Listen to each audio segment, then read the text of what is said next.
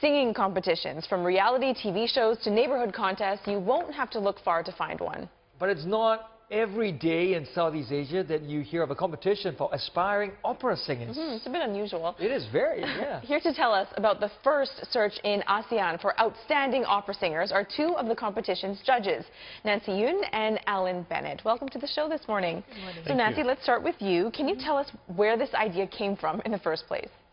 I dreamt up this idea years ago. Wow. So when I became the artistic director of the Singapore Lyric Opera last year, and I thought this is a very good chance to promote this competition, to allow more aspiring young singers to share their talents, because being Asian and it's not easy to have this kind of opportunity. So I persuaded the board, and then they give me the go-ahead light. Okay, Alan, we've got to ask you, what was response like? What was the response like for the competition? Yes. Pretty strong for the region. We received 55 applicants, 37 from Singapore, I think 10 from Malaysia, and then some from other Vietnam, Philippines, Indonesia, Thailand, one I think. Yeah. So it sounds like the bulk from Singapore, but the other contestants, the other applicants, is it reflective of the maturity of the opera scene in those countries? So you'd see more people coming from places where opera is a bit more established? I suppose, yeah. Yeah, go ahead. A little bit. Yeah. And the training that the students have had. Well, let's take a look at some of the entries, because I'm really curious to see how they actually performed. Let's start with the junior and open categories. Let's start with the junior category first. I think we've got a girl called Melissa Hacker, so I'd like to see how she's done. Fix that hair, everything that really counts to be popular. I'll help you be popular. You'll have the right chord, you'll be good at sports.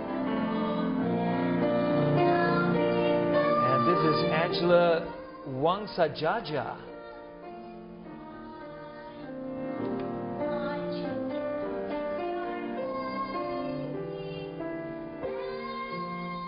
And contestants from the open category now. Let's listen to a few of those.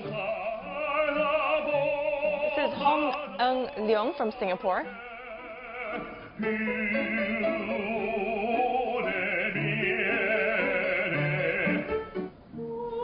And this is Ang Siu Hua, also from Singapore.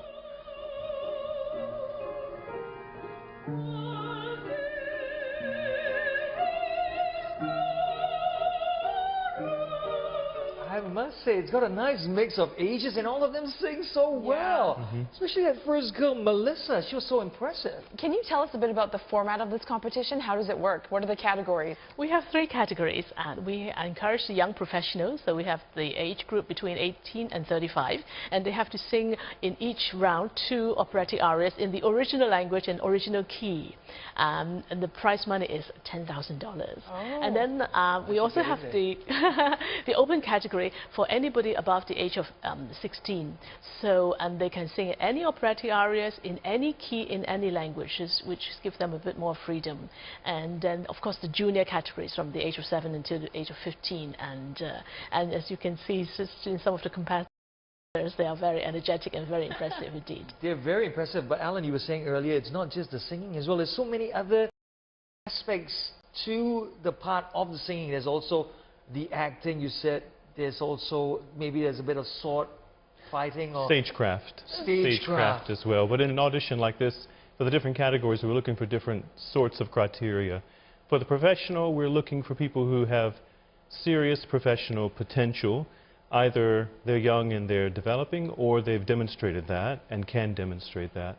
But for the junior and open categories, it's a much different sort of criteria. As you could see from the contestants, we have a wide range of very young singers and people who've been singing all their lives and just love it. And so, have you been impressed with the entries then? I have. We very have, much, yes, yeah. definitely. We were very happy with the entries. And I think the judging will be fun. Yeah. I think it will be. It's nice to have a wide range and not just a lot of professionals. Yeah, fair enough. Now, we've also got some more singing, I believe. And this is from more auditions. This one's from professionals, yeah. Let's take a look at the professional opera singers. We've got someone from Malaysia, Chong Ying Zing.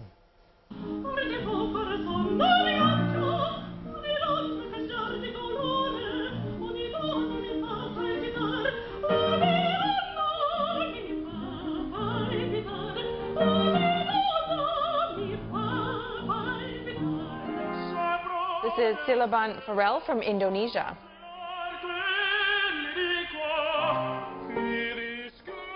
And Nomher Narito Nival from the Philippines.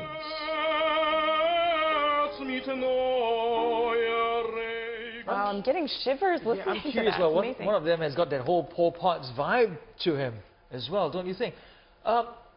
Is it difficult finding a diamond in the rough here, you know, because they've got people who are quite talented? Are you looking out for someone who will be able to rise and show that him or her will have this incredible talent to just Yes, I think flourish? there's always, for the start, there's always that sparkle, and which is different from the rest. And we're hoping to find stars amongst the competitors.